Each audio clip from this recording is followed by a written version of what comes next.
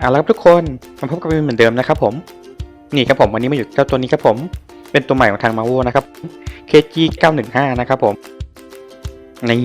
รูปทรงของมันนะครับ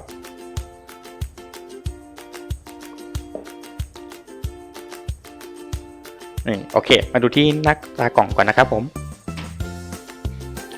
นี่ครับผม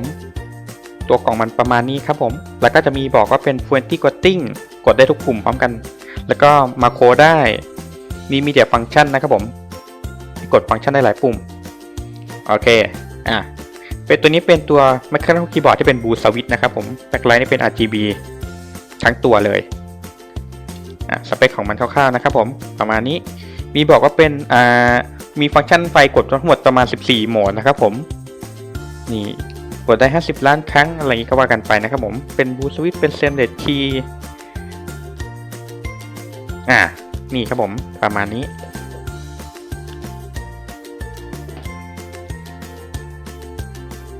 นี่ครับเรียกว่าเป็นทรงที่แปลกมากเลยนะครับผมปกติเนี่ยทรงคีย์บอร์ดมันจะเป็นแบบเรียวยาวเลยใช่ไหมครับอันนี้มาแบบเป็นทรงเรียวแล้วก็นี่ยกได้มือเดียวเลยนะครับเห็นไหมเรียกว่าเหมาะสำหรับการพกพาไปไม่ว่าจะไปออกอีเวนต์ไปแข่งอะไรอย่างเงี้ยสามารถพกติดกระเป๋าไปได้เลยนะครับเพราะรูปทรงมันเรียวมากนี่เลยครับแล้วก็สังเกตตรงนี้นะครับผมเป็นรุ่นตอนนี้เป็นรุ่นแรกครับผมที่มีทรงอย่างนี้นี่เรียวเลยทีเดียวโอเคด้านหลังนะครับมีที่ปรับระดับนะครับผม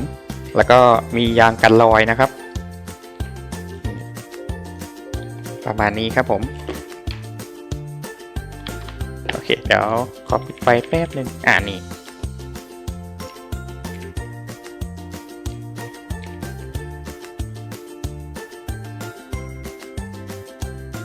่แหละครับเป็นบูสวิตทั้งตัว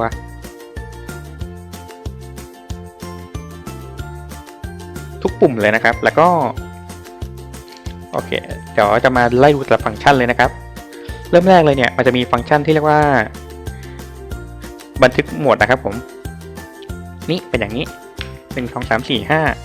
5โหมดให้บันทึกนะครับหมายความว่าเดี๋ยวแอดมินขอรีเซ็ตแป๊บหนึ่งวิธีรีเซ็ตคีย์บอร์ดนะครับกด Fn บวก delete ค้างไว้นี่มันจะกระพริบอย่างนี้แล้วก็จะกลายเป็นค่าเริ่มต้นนะครับผมนี่ประมาณนี้ครับแล้วก็กด Fn นะครับแล้วก็เลข1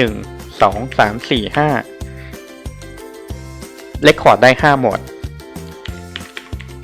วิธีเลคคอร์ดนะครับกด Fn นะครับแล้วก็บวก ESC ให้ตรงนี้กระพริบ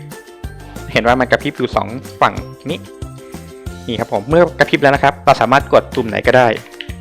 เพื่อให้มันจำค่าสีไฟ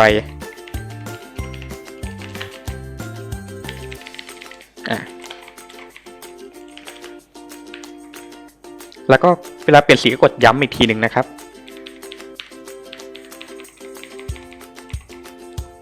นี่ประมาณนี้ครับผม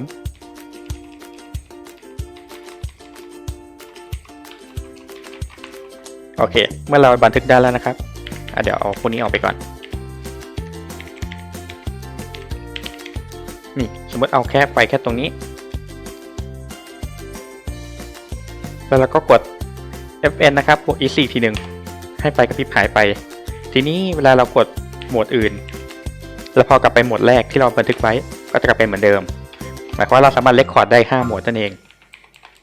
โอเคแล้วก็วิธีรีเซ็ตนะครับกด Fn บวก delete ค้างไว้นี่ก็จะกลับไปเป็นค่าเดิมทีนี้ไอ้ที่เราบันทึกไว้จะหายไปแล้วเห็นไหมโอเควิธีเปลี่ยนโหมดไฟนะครับกด Fn บวก F9 ตรงนี้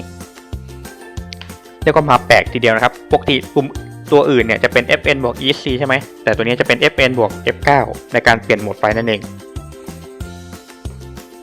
นี่ครับผมแล้วก็เปลี่ยนสี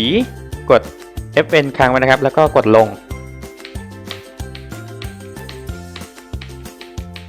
นี่ครับผมแล้วก็เลข9เพื่อเปลี่ยนโหมดนั่นเอง นี่ครับผมแล้วก็จะเห็นสังเกตว่ามันวิ่งใช่ไหมครับแล้วเราจะให้มันช้าลงกดตัวนี้ครับผม FN บวกนี่มันจะเป็นรูปคนย้อนหลังนะครับว่าจะช้าลงแล้วหรือจะให้เร็วขึ้นก็กดไปด้านหน้านี่เปลี่ยนสีปึ๊บ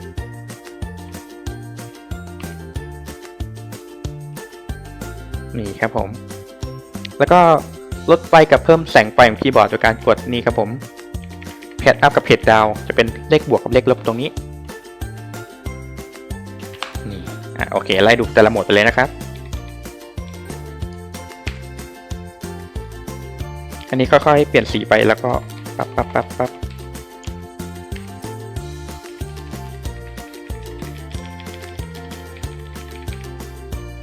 โอเคแล้วก็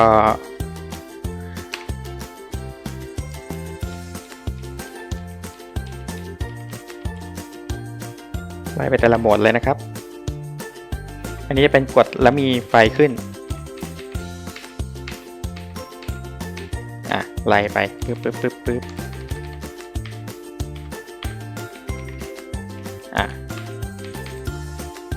ต่อไปอันนี้ดีเลย์นะครับผม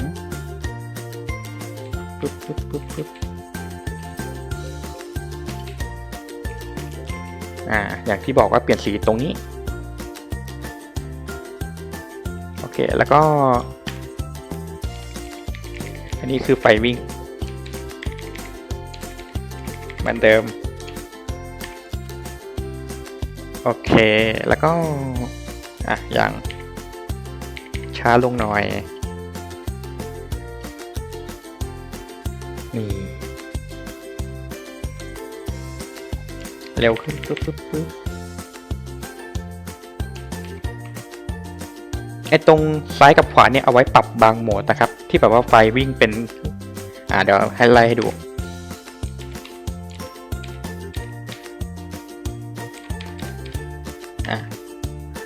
จะเห็นว่าไฟวิ่งไปทางนี้นะครับผมเดี๋ยวเร่งให้ดูจะได้ชัดเจนเห็นว่าไฟไล่สเกลไปทางนี้ใช่ไหมครับถ้าเรากดปึ๊บมันจะวิ่งไล่มาทางนี้แทน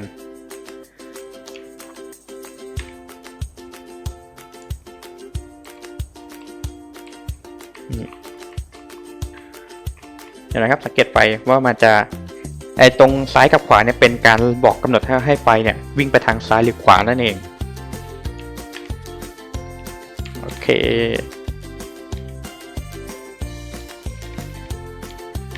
นี่เลยครับผม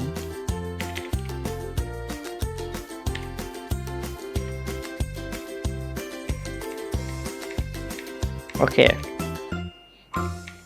นี่คร่าวๆประมาณนี้ครับผม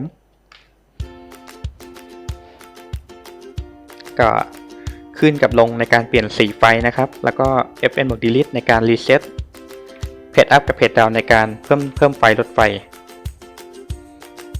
แล้วก็ตรงนี้ลดความเร็วกับเพิ่มความเร็วสปีดตรงนี้ครับผมในการเรคคอร์ดแล้วก็ FN บวก EC เพื่อบันทึกปุ่มนั่นเองแล้วก็อันนี้เปลี่ยนโหมดไฟคร่าวๆประมาณนี้ครับแล้วก็แอดมินลืมให้ดูว่าเสียงมันเป็นยังไงนะครับเดี๋ยวลองกดดู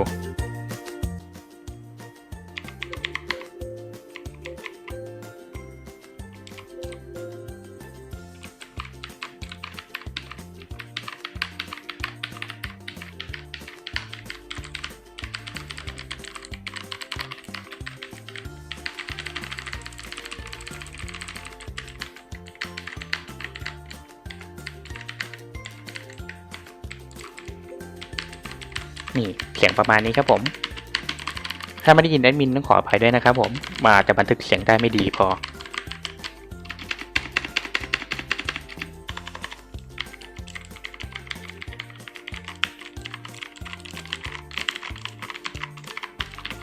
เสียงเพราะทีเดียวนะครับบูสวิตมาก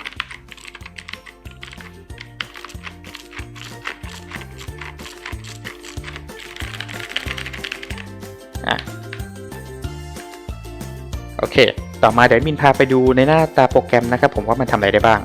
โอเคครับอันนี้คือหน้าตาคร่าวๆของตัวโปรแกรมมาโคนะครับเริ่มแรกเนี่ย เราจะดาวน์โหลดมันเป็นตัวนี้นะครับผมกดแตกไฟล์มาแล้วก็เป็นตัวนี้ดับเบิลคลิกเพื่อเซตอัพเข้าไปนะครับนี่ก็จะได้เป็นกดโอเคคลิกไปก็จะได้เป็นอันนี้ออกมาดับเบิลคลิกเพื่อเปิดเป็นอันนี้ในนี้ก็จะมี3โปรไฟล์นะครับผมในการตั้งค่าว่าจะให้แบบโปรไฟล์1ตั้งค่าอะไรโปรไฟล์2ตั้งค่าอะไรโปรไฟล์3ตั้งค่าอะไรโอเคแล้วก็นี้มาโค Editor นะครับผมก็เหมือนเดิมครับผมกด New Macro ใส่ชื่อไปปุ๊บ Start Record Stop อะไรประมาณนี้ครับผมแล้วก็วิธีเซตก็คือนี่กดเลือกตัวที่จะใช้งานมาโครอย่างสมมติเป็น F1 แล้วก็ Media Key นี่เป็นมาโครโอเคอะไรประมาณนี้ครับผมกด Apply ไปรีสโตร์กลับไปก่อนทีนี้ก็มาดูที่โหมดไฟนะครับผมกดตรงไลท์ครับผมนี่แล้วก็เดี๋ยวแอดมินขอเอาภาพในตัวคีย์บอร์ดขึ้นจอแป๊บหนึ่งโอเคภาพมาแล้วนะครับเริ่มแรกเนี่ยเรามาดูที่โหมดแรกคือโหมดโคโลลูปนะครับผมเห็นไหมครับว่ามันจะค่อยๆเปลี่ยนสีไปเรื่อยๆแล้วก็ปรับความสว่างได้ปรับสปีดได้อะไรอย่างนี้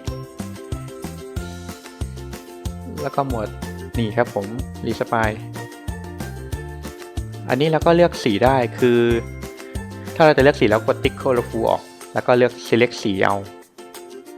อะไรประมาณนี้ครับผมต่อไป fix on fix สีนั่นเองเลือกสีอะไรอย่างนี้หรือไม่จะสุ่มไปเลยก็ได้ก็จะประมาณนี้ครับผม react ก็ประมาณนี้เลือกสีอะไรอย่างนี้หรือจะสุ่มเอาก็ตามสะดวกนะครับ fade away ก็มีโอเคfade away ก็ประมาณนี้แล้วก็ Lane Dropฟิกสีก็ได้หรืออะไรอย่างนี้สปีดความเร็วเรียกได้ว่าโหมดเยอะมากๆเลยนะครับ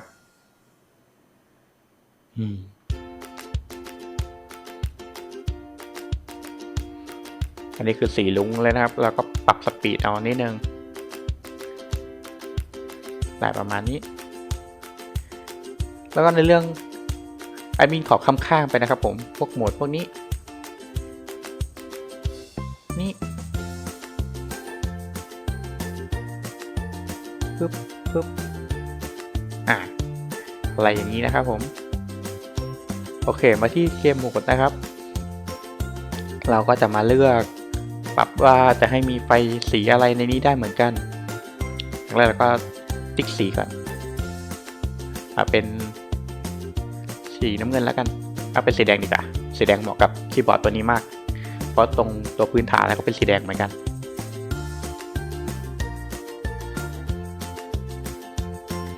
นี่ QWER ต่อไป1 2 3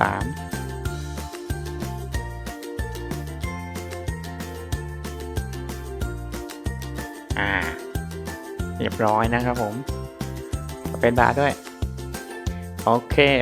นี่เสร็จแล้วเรากด Apply นะครับผมแล้วกดโอเคไปโหมดก็มีให้เลือก5โหมดตามที่เราเรคคอร์ดไปเลยครับผมนี่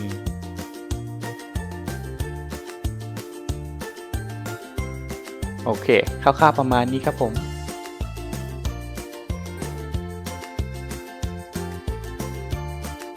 นี่จะมีว่าสีนี้สวยจะแล้วสีที่เหมาะสดกับสีแดงเลยครับผมนี่สีแดงแรงฤทธิ์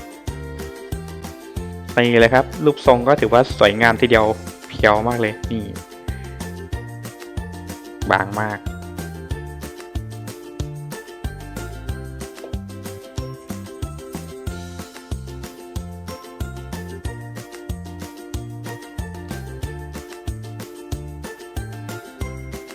เรียกได้ว่าสวยสุดๆเลยนะครับตัวนี้ใครที่ชอบทรงแบบนี้นะครับต้องจัดอย่างแรงเลยครับรูปทรงโดนมาก